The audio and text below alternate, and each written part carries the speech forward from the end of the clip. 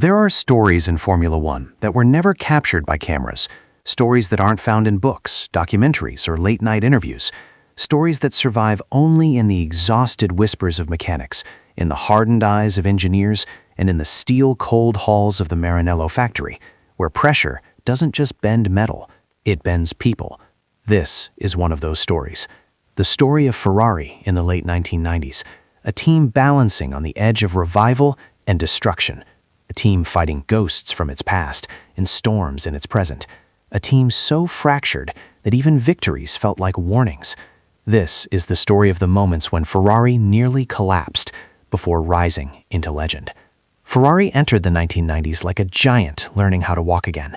Enzo Ferrari, the myth, the commander, the man whose presence demanded silence, was gone. And with his absence came something the Scuderia had never faced before. Departments pulled in opposite directions.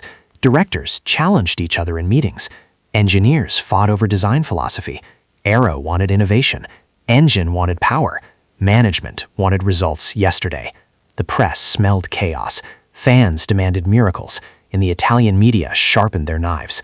Inside Maranello, some engineers bitterly joked that the wind tunnel had become the only stable thing in the entire organization. But underneath those jokes, something dangerous was growing. A fracture, a silence, a pressure ready to smash. And then he walked through the doors. Michael Schumacher, two-time world champion, the most hunted driver in the world, the man Ferrari hoped could pull an entire empire back to its feet. His arrival was a shockwave. Some welcomed him as a savior.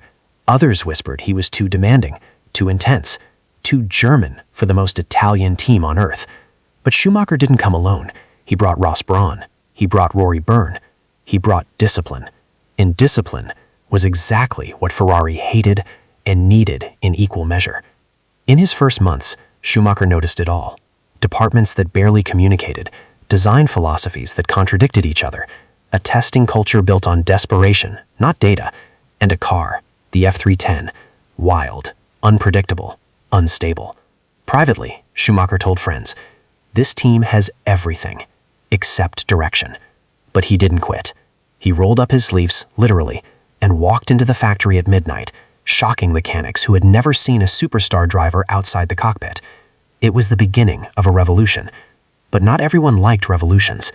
Maranello became a battlefield of ideas. Some old guard engineers resented the new wave of foreigners. Some blamed Schumacher's demands for the team's instability. Others insisted nothing would ever change unless the culture changed first. Meetings grew louder. Arguments lasted hours. Design deadlines slipped. The car improved, but slowly, painfully slowly.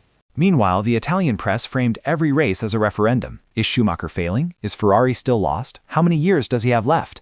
Every mistake became front-page news. Every reliability issue became a scandal. Every strategy error became a national crisis. Ferrari was a pressure cooker where the steam valve was welded shut, and Schumacher stood right in the center of it all. The late 90s Ferraris were beautiful, violent, unpredictable creatures. The F300, the F399. Meanwhile, the Italian press framed every race as a referendum. Is Schumacher failing? Is Ferrari still lost? How many years does he have left? Every mistake became front-page news. Every reliability issue became a scandal. Every strategy error became a national crisis. Ferrari was a pressure cooker where the steam valve was welded shut, and Schumacher stood right in the center of it all. The late 90s Ferraris were beautiful, violent, unpredictable creatures. The F300, the F399, the car that nearly delivered a title, the car that nearly destroyed a career. Drivers described them as almost great, almost stable, almost champions. Almost became Ferrari's favorite curse word. Some weekends the cars were rockets. Other weekends they behaved like nervous animals, snappy, unstable, unwilling to cooperate. Telemetry graphs looked like heart attacks. The mechanics often joked, if we could just tame this thing for one weekend, we'd win everything. But taming it required unity. Unity required leadership, and leadership was still fractured, which meant the cars were fast, but fragile. Deadly fast, disappointingly fragile. The perfect metaphor for Ferrari itself. Schumacher was superhuman, but even superhumans break. And behind him stood Eddie Irvine, a man as sharp with his mouth as he was with his steering. Irvine brought humor, chaos, ego, and loyalty in equal measure. But both drivers felt it, a team divided.